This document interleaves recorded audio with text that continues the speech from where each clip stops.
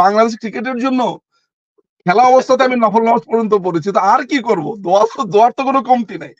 এই হচ্ছে অবস্থা। আল্লাহ আল্লাহ করতে থাকি, আমি তো দোয়া দূর পড়ি বসে বসে। এই বুঝি মারলো একটা খোঁচা পাপন ভাই।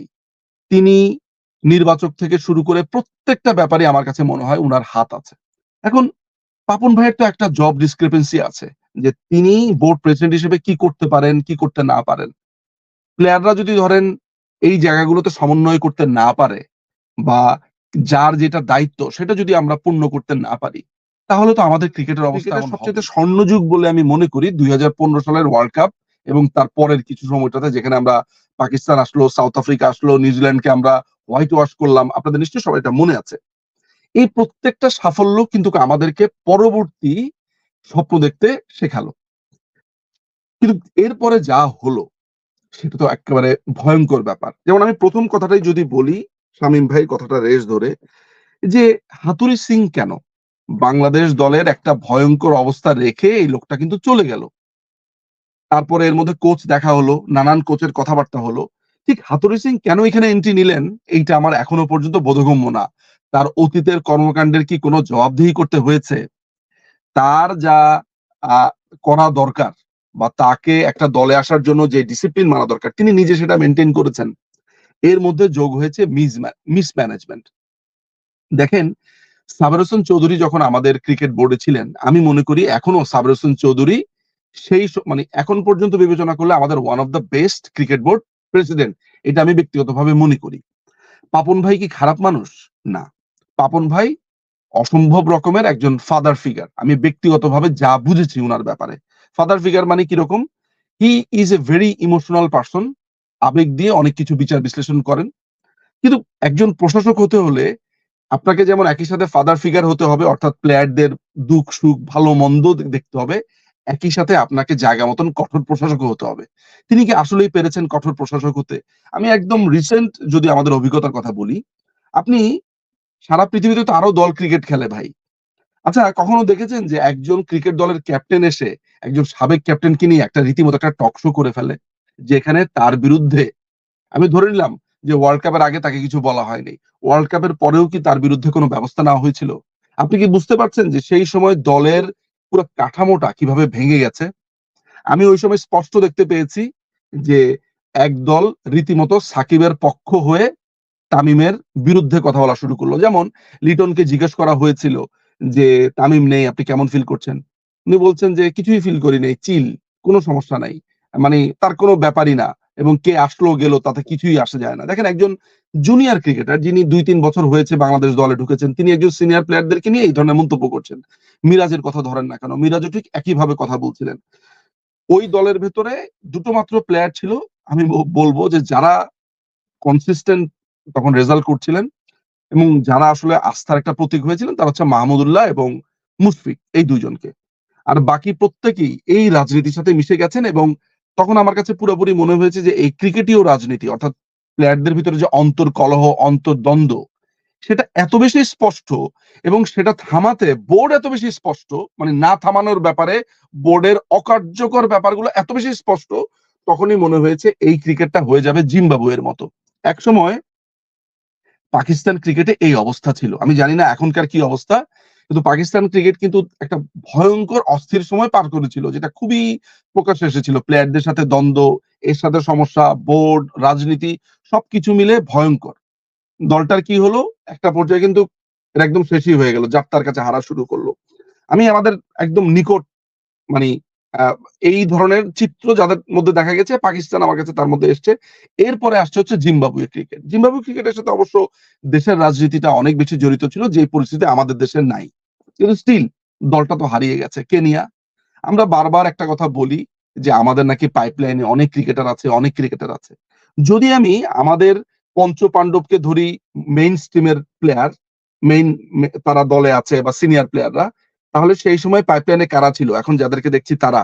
আমাদের পাইপলাইনের অবস্থা যদি এরা হয়, তাহলে এখনকার অবস্থায় থাকা অবস্থাতে পাইপলাইনে যারা আছে তাদের অবস্থা কেমন? আপনি আমাদের ক্রিকেটের আমাদের ক্যাপ্টেন যিনি, শান্তর কথা ধরেন, তিনি প্রকাশ্যে বলছেন আমরা যাতে কোনো এক্সপেকটেশন না রাখি। তিনি যখন ব্যাটিং করেন মনে হয় যে তিনি এই পৃথিবীর সমস্ত ভয়কে সঙ্গী করে আর ব্যাটটা হাতে করে, উনার সঙ্গী হচ্ছে উনার গ্লাভস আর ব্যাট, আর সাথে করে উনার হেলমেটের ভেতরে উনার সমস্ত দুশ্চিন্তা নিয়ে উনি গেছেন হচ্ছে ক্রিকেট খেলতে।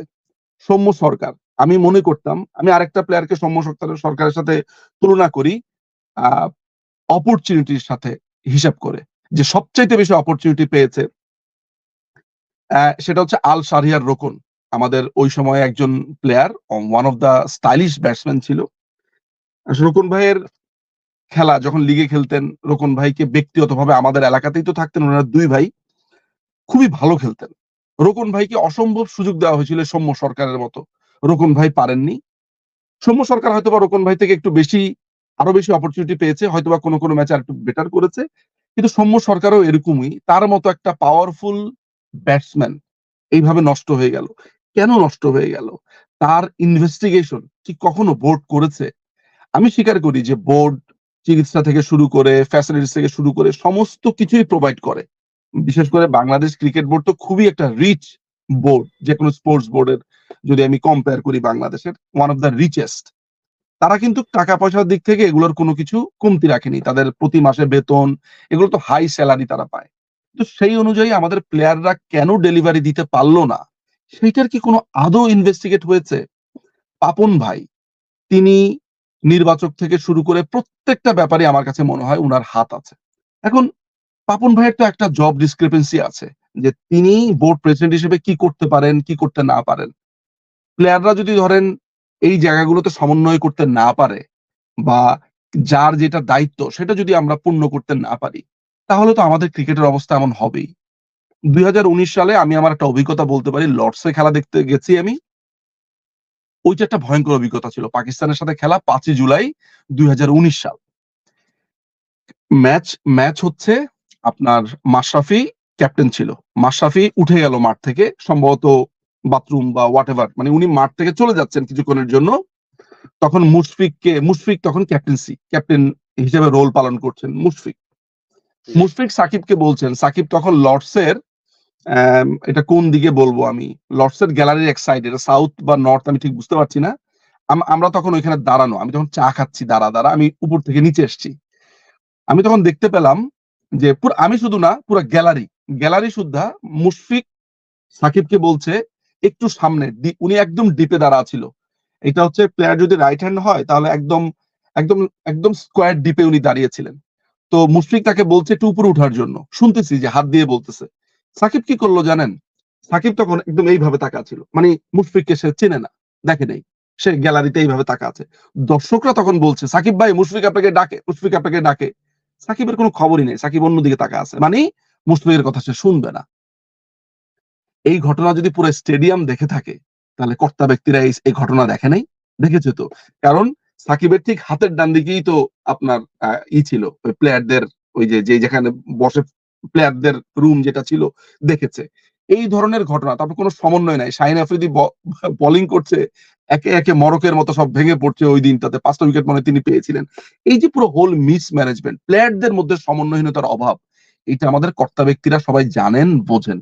সাকিবের সেখানে একটা প্রভাব আছে। একটা প্লেয়ার কি আসলে প্রভাবশালী হতে পারে? হ্যাঁ, পারফরম্যান্সের দিক থেকে ভালো হতে পারে, তার একটা আলাদা সম্মান থাকতে পারে। কিন্তু দলের কথা শুনবে না, দলের কথা মানবে না, এই ধরনের প্রভাব কি কোনো প্লেয়ারের থাকতে পারে আদৌ? আমাদের দলটা ওইভাবে হতে পারেনি। ফলে এই জায়গাতে এসে আমরা ম্যানেজমেন্টের সমালোচনা করি। আমরা পাপন ভাই, আমি ব্যক্তিগতভাবে পাপন ভাই সমালোচনা এই জায়গায় করি। আমি যেই রাজনৈতিক আদর্শে বিশ্বাস করি, পাপন ভাই ওই রাজনৈতিক আদর্শেরই একজন মানুষ। ফলে তার প্রতি আমার রেসপেক্ট, উনার বাবা, সবকিছু মিলে একটা আলাদা জিনিস। কিন্তু আমি শুধুমাত্র বিচার করতে চাই উনাকে একজন খেলার একজন মানুষ হিসেবে, প্রশাসক হিসেবে। আমি জানি না যে উনি উনার এই ব্যাপারগুলো কখনো বিশ্লেষণ করেন কিনা, ওনার ল্যাকিংস গুলা। আমি এইটাও জানি না যে উনি কেন মনে করেন যে এই জায়গাটাতে উনি ঠিক ডেলিভারি দিতে পারছেন। আমার কিন্তু মনে হয় না যে উনি পারছেন। হোয়াট এভার ইট ইজ, যে প্রশ্নটা যেটা ছিল, অনেক কিছু আলোচনা করেছি। প্রশ্ন একটাই, যে আমরা আর কত দেখবো, কত ভাববো। দেখেন, এখনো আমি আপনাকে পরিষ্কার করে বলি, বাংলাদেশের যতগুলো প্লেয়ার এখন জাতীয় দলে আছে, প্রত্যেকে টেস্টেড, প্রত্যেকে পরীক্ষিত, কোনো রকমের সন্দেহ নাই। হ্যাঁ, কয়েকজন প্লেয়ার আছে, তারা যদি দলে থাকতো দলটা স্ট্রং হতো, সেগুলো নিয়ে আফসোস আছে। কিন্তু এমন না যে এই প্লেয়ার গুলো খেলতে পারে না। লিটন আজকে এমন রেজাল্ট করছে। লিটনের খেলা আমি টনটনে দেখেছিলাম একেবারে সরাসরি প্রথমবারের মতো ওয়ার্ল্ড কাপে, যখন ওয়েস্ট ইন্ডিজের সাথে ও একটা সেঞ্চুরি করলো। মাঠটা ছোট ছিল, কিন্তু লিটন ওই ম্যাচে যা খেলেছে দেখে মনে হয়েছে যে one of the world class player আমরা পেয়েছি। বিশেষ করে ও তো রাইটে খুবই শক্তিশালী। ও যে এক একটা ছক্কা মারছিল ফ্লিক করে করে, এগুলো দেখার মতো ছিল। সাকিব তো সাকিব ওই ম্যাচে সেঞ্চুরি করেছিল। কোথায় গেল সেই লিটন? এমন না যে ওয়েস্ট ইন্ডিজকে সে ভয় পায় না, অন্যকে ভয় পায়, আমেরিকাকে ভয় পায়, ব্যাপারটা তো অমন না। তার মানে তার কোথাও একটা ঘাটতি হচ্ছে। টেকনিকে হতে পারে, আত্মবিশ্বাসের দিকে হতে পারছে। এখন এদেরকে যদি আমরা আমাদের সন্তান হিসেবে ধরি, যে আমাদের এই প্লেয়ার গুলো আমাদের সন্তানের মতো, এই এই প্লেয়ার গুলো আমাদের কাছের মানুষের মতো, আমরা কি এই কাছের মানুষগুলোকে পরিচর্যা করতে পেরেছি? যে ভাইরে, তোমার প্রবলেমটা কোন জায়গাতে একটু বলো তো দেখি। তুমি যখন খেলতে নামো তখন তোমার এই খোঁচার অভ্যাসটা কেন হয়? তুমি এত নার্ভাস থাকো কেন? What is the problem? এমন তো না যে আমি এটা পাড়ার টি-20 ম্যাচ খেলতে গেছি। ফলে আমার কাছে মনে হয় বোর্ড যা করতে পারতো সেটা করেনি, নাম্বার 1। নাম্বার 2, প্লেয়াররা তাদের নিজেদের শক্তির উপরে আস্থাশীল না এবং তারা পরিশ্রমও করে না। তারা ঘুরে বেড়ায়। আরে বেটা, তুমি আগের ম্যাচে মাল্লা ডাব্বা। তুমি নাসা দেখতে যাও কেন? ওইদিন তুমি সারাদিন দরকার হলে প্র্যাকটিস করবা। কনসেনট্রেট করার জন্য একটা জায়গাতে থাকবা। তুমি যখন ঘুরে বেড়াচ্ছ বসে, বসে। বলছে, সাকিব বলছে যে সেখানে ফ্যাসিলিটিস ছিল না। কালকে আমি দেখলাম যে আমাদের তানজিদ তামিম বলছে যে ফ্যাসিলিটিস এর কোন সমস্যা নাই। তাহলে কে মিথ্যা বলছে? সো আমার কাছে মনে হয় ম্যানেজমেন্ট এবং প্লেয়ার এই ২ দলকে পরিচর্যা করতে হবে এমনভাবে। আমরা আমাদের জি। দলটাকে কি ভাবতে পারি মনির ভাই এইভাবে? যে ধরেন ইন্ডিয়া যখন খেলতে নামে, অস্ট্রেলিয়া যখন খেলতে নামে, আমরা কি একবারও ভাবি ও একটা খোঁচা দিয়ে আউট হয়ে যাবে? কিরকম আস্থা নিয়ে বুঝতে পারি যে একজন না হলে আরেকজন এসে ম্যাক্সওয়েল এসে ধরে বসবে। ম্যাক্সওয়েল না এসে ওই আরেকটা কোনো একটা প্লেয়ার এসে দুম করে ধরে বসবে। আমাদের তো এরকম করি না। আমরা খালি আল্লাহ, আল্লাহ করতে থাকি। আমি তো দোয়া দুরূদ পড়ি বসে, বসে। এই বুঝি মারল একটা খোঁচা, এই বুঝি না, গেল এই। এই হচ্ছে নেজম ভাই, অবস্থা। দোয়া করার পরও কিন্তু বলা হচ্ছে যে দোয়া কম হয়ে যাচ্ছে ক্রিকেটারদের জন্য। আমরা দোয়া পর্যাপ্ত পরিমাণ দোয়া করতেছি না। যে এখানে আমেরিকার ৬টা দেশের ক্রিকেটাররা খেলতেছে, ৬টা দেশ দোয়া করতেছে। বাংলাদেশের ওইটা মনে হয় জনগণ বলে দোয়া নাই। করতেছে না, না। না, ওইটা মনে হয় শান্ত বলে নাই। ওইটা মিম বানিয়েছে। কিন্তু এইটাতে হ্যাঁ, আপনি নিশ্চিত থাকতে পারেন যখন ক্রিকেট খেলা হয় ভাই, আমি তো মনে করতে পারি ওই যে যেবার আপনার মুশফিক একটা ৪ মারার পরে খুবই আর্লি উল্লাস করলো, পরে যে আউট হয়ে গেল হুম, টি-20 তে, আপনার মনে আছে মনে হয়? যদি মনে জি। থাকে কোন একটা ওয়ার্ল্ড কাপে। আমার তো মনে আছে প্রত্যেকটা বলের সময় মনে হয় আমি দুরূদ শরীফ পড়তাম। যে এই বুঝি একটা মানে কোনভাবে একটা রান হোক।